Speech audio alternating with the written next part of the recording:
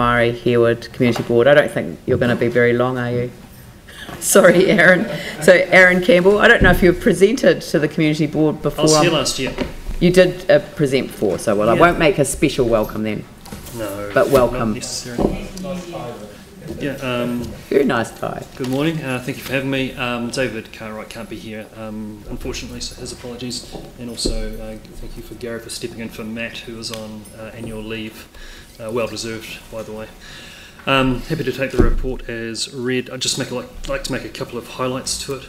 The Recess Committee met on the 15th of January and approved the granting of the lease to operate the boat hire at the Groins Recreation Lake. It'll be on a rolling month-by-month basis, and that will be until a new head lease can be signed between ECAN and the CCC.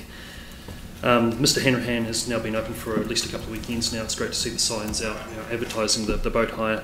And I'm very optimistic that in the future, the public and groups and holiday programs will return that may have missed out prior to Christmas, and they'll be utilising the facility. The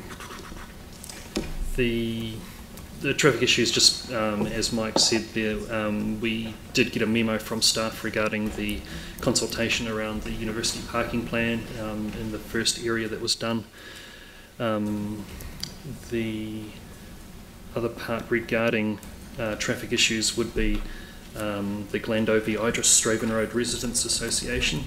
So in late November, a community presentation brought residents, the board and staff together to improve the understanding and communication on all sides of the issue. The primary focus of that is intersection at Glendowie-Idris-Straven and the upgrade from a roundabout to a traffic light controlled intersection. We appreciate the large amount of time that staff spent on this, and I was particularly pleased to learn of the number of accidents involving vulnerable road users following the upgrade to a traffic light system has dropped considerably. So the safety at the intersections significantly improved. Under Part 6, there's significant projects and initiatives. Just a correction there, under that it's got 5.1 where it should be 6.1 and 6.2, for example. Just highlighting Jelly Park repair work has started. That was in December. That will be progressing for quite a substantial amount of time, but in a rolling basis, so the facility will be open for the public use as much as it possibly can.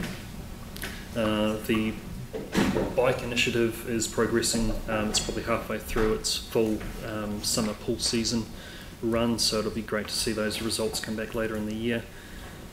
I think Ali will speak to the pool day there that we hold jointly with Papua New Guinea. Apart from that, happy to take questions. Fine. Vicky?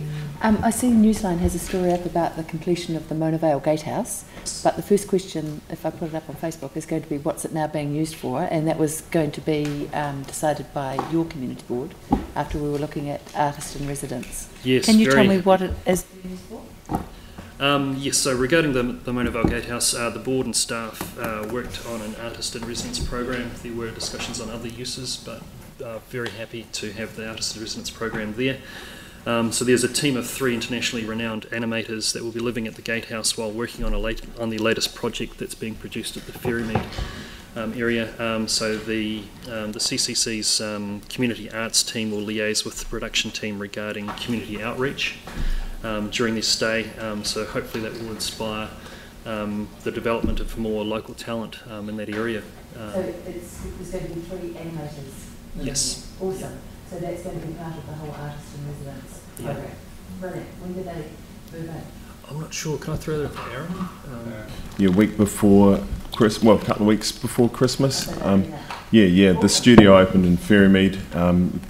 Councillor Turner did the opening, and on behalf of the council were invited. And there's one of the reasons the studio was able to open in Christchurch was that we were able to support them and with the artists in residence, which made the difference between Christchurch and Auckland. So it was a tipping point, and a great one, because Ant Elworthy, who's the lead animator on that project, is the lead animator on most of Tim Burton's work, and so he is one of the best in the world. So if you look him up, Ant Elworthy on IMDb, you'll see, and he's got a film coming out soon called Isle of Dogs, directed by Wes Anderson. And has the story been on Newsline or anything like that? I'm not sure. We got an update at our board. Yes, I know, but this is such a fantastic addition to the story. It is, and the animators are going to work with local students in that they're going to do a couple of outreach programs and show them how a kid growing up in Linwood can go on to be one of the best in the world. Yeah. So, and that's the amazing story. Yeah, it does need another story.